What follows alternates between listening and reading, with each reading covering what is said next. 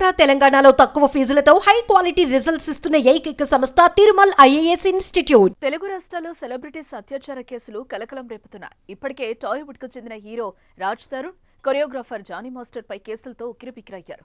Johnny master ఇంకా జైల్లోనే ఉన్నారు. ఇటీవల యూట్యూబర్ హర్ష సాయిపై ఓ నటి ఫిర్యాదు చేసింది.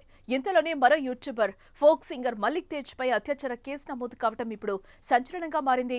మాయమాటలు చెప్పి లొంగ తీసుకుని అత్యాచారం చేసినట్లుగా ఓ యువతి జగిత్యాల పోలీసులను ఆశ్రయించి ఫిర్యాదు చేసింది. బ్లాక్మెయిల్ చేస్తూ పలుమార్లు అత్యాచారం చేశాడని, తరచూ ఫోన్ చేసి వేధిస్తున్నాడని ఫిర్యాదులో పేర్కొంది. ఆమె కుటుంబ సభ్యులను కూడా మల్లిక్ దుర్భాషలాడినట్టుగా పేర్కొంది. దీంతో బాధితురాలు ఫిర్యాదు మేరకు జగిత్యాల పోలీసులు కేసు నమోదు చేసి దర్యాప్తు చేస్తున్నారు. యూట్యూబ్ లో మల్లిక్ తేజ్ కూడా పాపులారిటీ పర్సనే.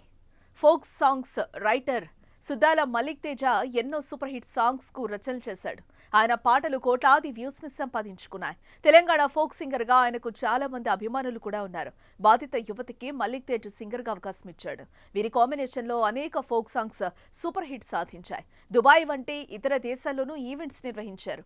అయితే ఆమెనే తాజాగా అతడిపై యువతి ఫిర్యాదు చేయడం చర్చనీయాంశమవుతోంది.